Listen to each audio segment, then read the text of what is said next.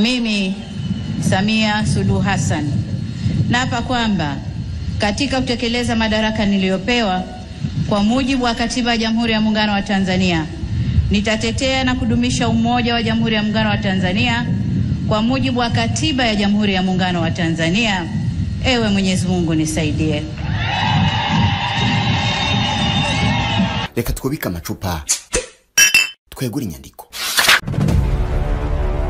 Mama Samia Suluhu Hassan ni izina rimaze kwamana no gushinga imizi muri Afrika y'Uburasirazuba, Afrika n'isi muri rusange. Izina rya Perezida wa Tanzania, n'umugore w'ubushobozi buhambaye wafashe ubutegetsi bimutunguye mu binatigeze arota na rimwe ubwo yasimburaga nyakwigendera John Pombe Magufuli wari umaze kwitaba Imana. Ariko uretse ibyo hari ibindi byinshi utamuziho kandi ukwiye kumumenyaho. Samia Suluhu Hassan ni muntu ki?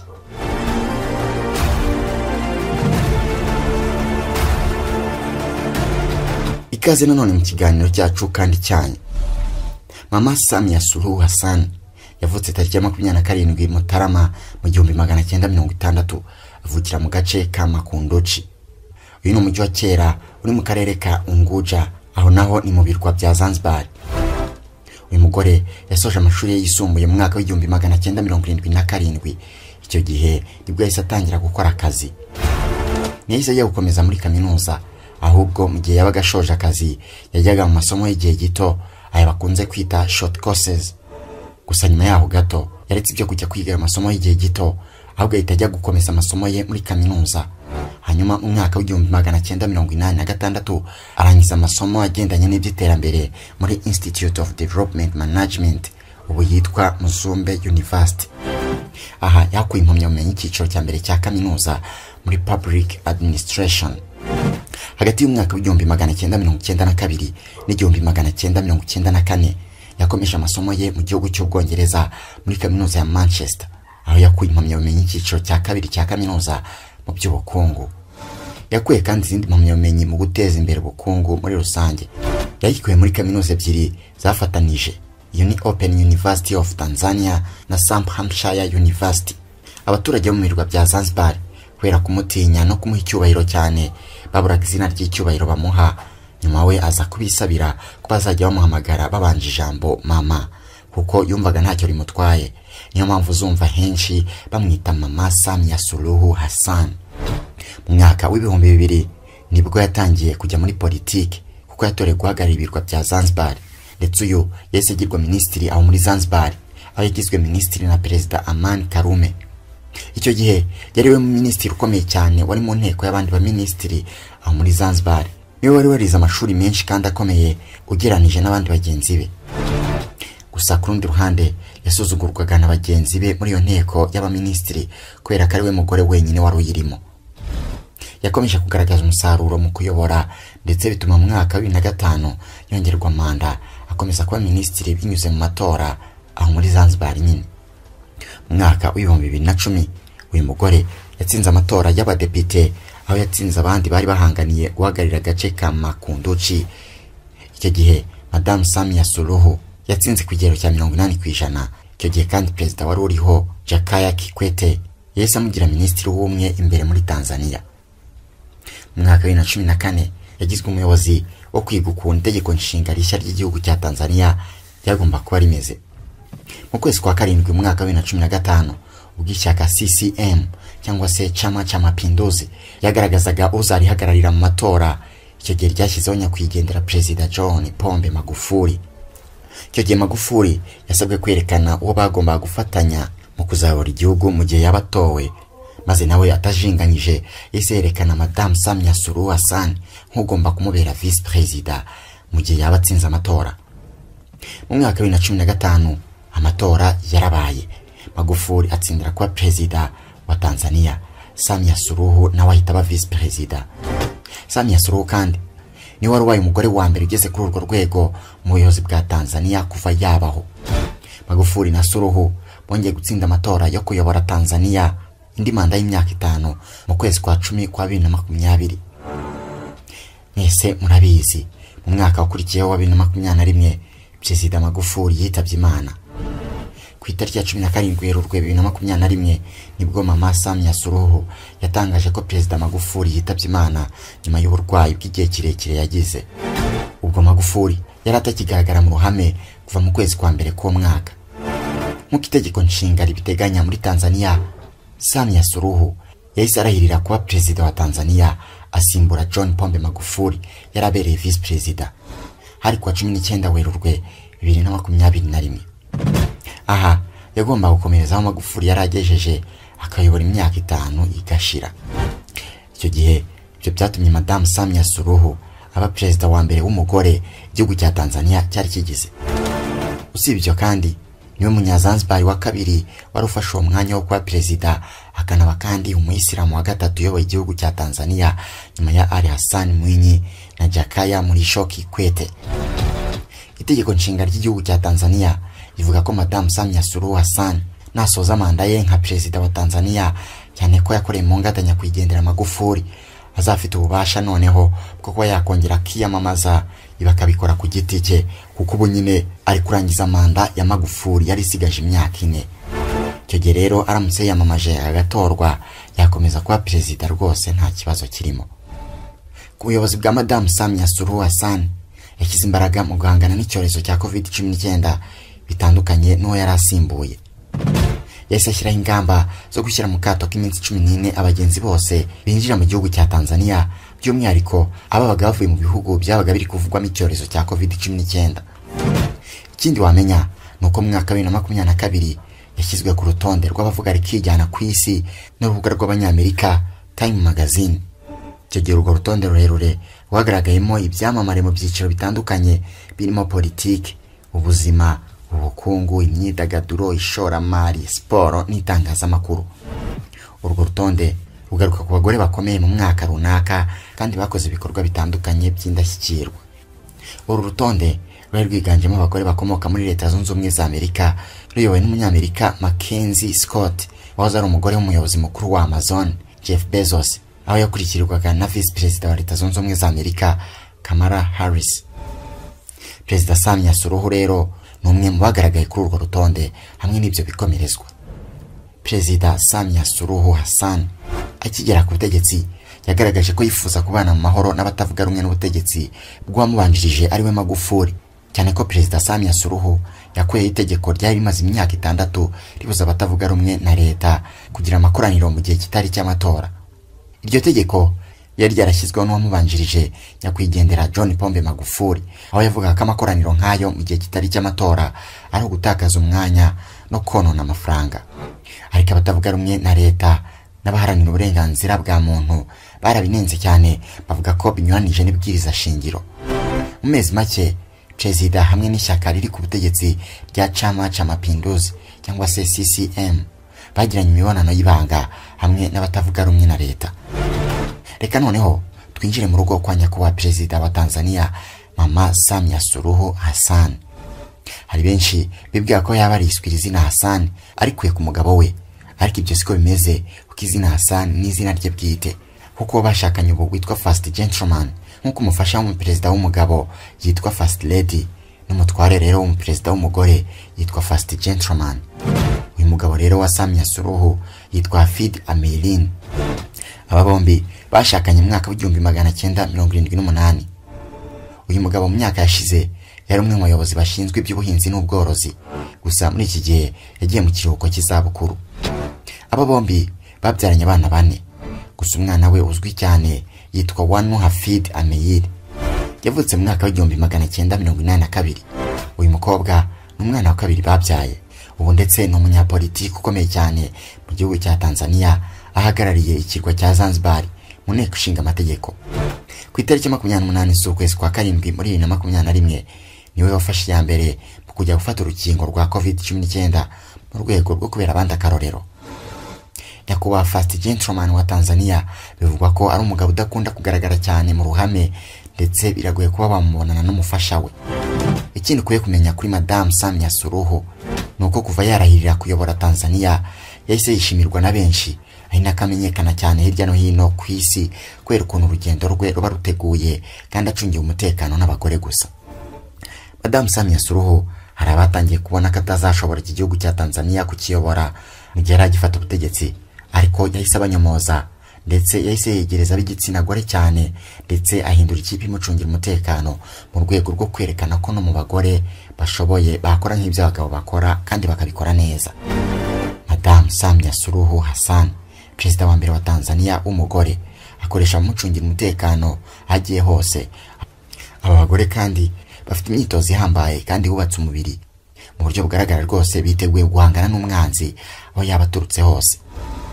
Aba barinzi ba Samia Suluhu akenshi baba bambaye imyambaro y'umukara n'inkweto z'umukara, rimwe na rimwe bagatega n'ibitambaro mu mutwe nk'abategarugori nyine. Ibi bimenyereye ku mugore w'umunyafurika wo munsi y'ubutayu bwa Sahara.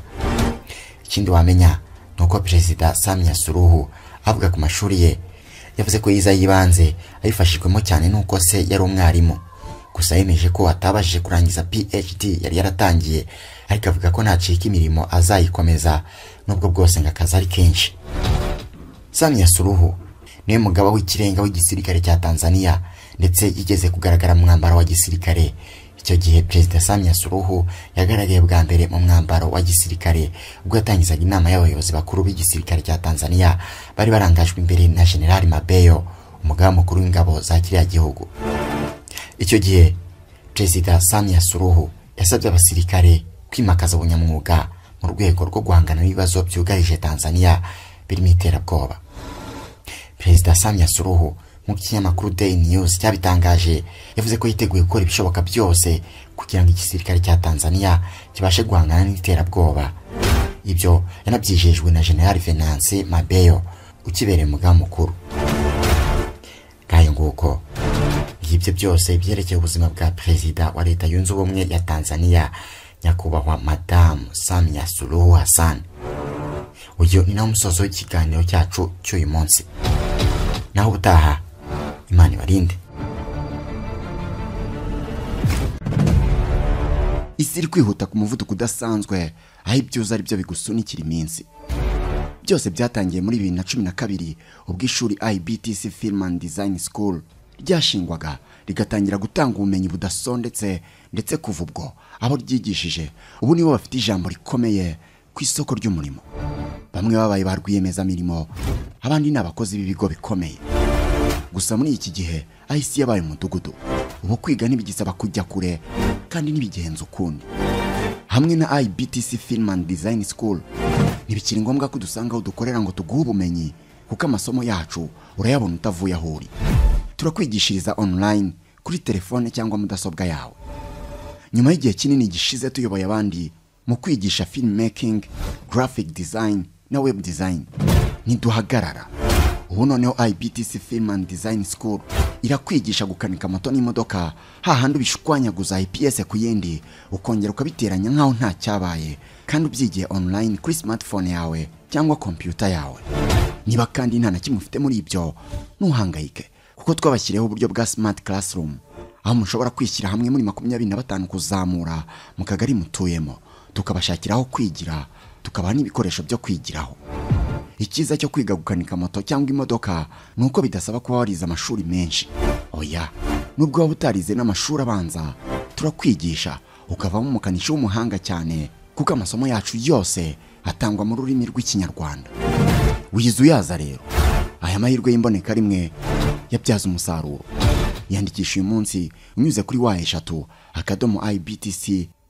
wa/ibtc/e-learning.com utangire kwiga.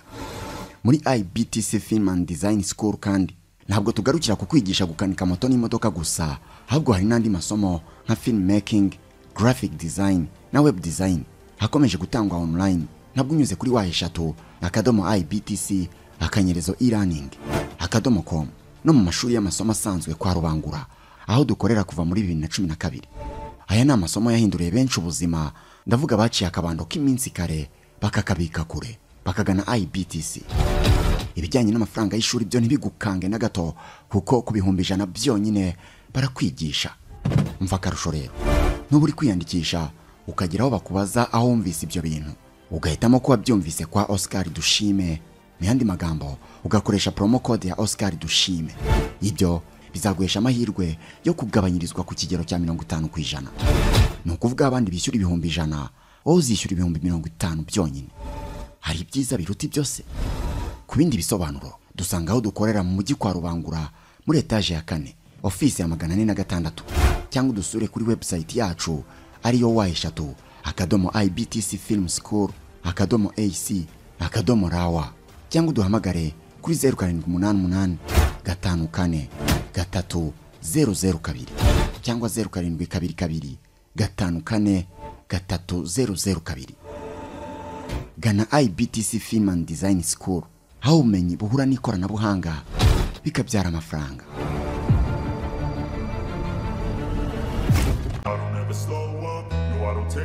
Ese nawe wajya guzongwa n'ikibazo kibura n'ihenda ry'ibicanwa? Umva, rekeraho guhangayika, kuko hamwe na Quick Cooking ibyo byabaye amateka. Muri Quick Cooking tugukorera amashyiga meza kandi agezweho, ubwiza bwayo bw'inyuma bukajyana no gukora neza kwayo. Muri Quick Cooking nitwe twenyine tugukorera amashyiga y'ubwoko bwose, yaba yimukanwa ndetse n'ayubakiye ahantu hamwe. Iby'ingano y'umuriro wayo ntubigireho ikibazo, kuko ushobora kuwugabanya cyangwa ukawongera bitewe n'ibyo utetse. Umva gashya rero, aya mashyiga ushobora kuyakoreshamo amakara, inshenga cyangwa ukaba wakoresha inkwi. Hari ibyiza biruta byose. Akarusho gutunga aya mashyiga icyarimwe ni no gusevinga amafaranga yawe, kuko akoranye umwihariko wo gukonsoma umuriro muke cyane kandi ibyo utetse bigashya neza. Aya ni amashyiga arondereza ibicanwa ku kigero cya 80%. Wow! Ngaho nyumvira nawe, ishyiga rigizwe n'ifuru, icyokezo ndetse n'imyanya yo gutekeraho tugushyiriraho bitewe n'iyo wifuza, ku giciro kingana iki se shaho kari nk'ubuntu. Umva gashya rero, ku bakoresha amasafuriya manini ya Muvero, namwe turahari ku bwanyu. Ntuzuyaze kuduhamagara, kuko haba iwawe mu rugo cyangwa aho ukorera umurabyo uratinda, tukugeraho mu kanya nk'ako guhumbya. Ndetse by'umwihariko banyamahoteli n'amaresitora, utubari n'abandi mwese mutanga serivisi zo guteka no kotsa, nimutugane kuko dufite amashyiga mukeneye. Kubifuza kwiga uyu mwuga namwe ni karibu, amarembo yacu arafunguye. Ngwino tukwigisha gukora aya mashyiga, kuyubaka ndetse na sudire. Tugana aho dukorera i Kanombe mu Busanza, i Rwamagana cyangwa Kimironko muri gare. Utubwire ishyiga wifuza, turi gukorere mu kanya nk'ako guhumbya. Ku bindi bisobanuro duhamagare kuri izo nimero ubona kuri screen yawe. Quick Cooking, wow, kugufasha gucana neza kandi ku giciro gito, niyo mirimo twerejwe gukora.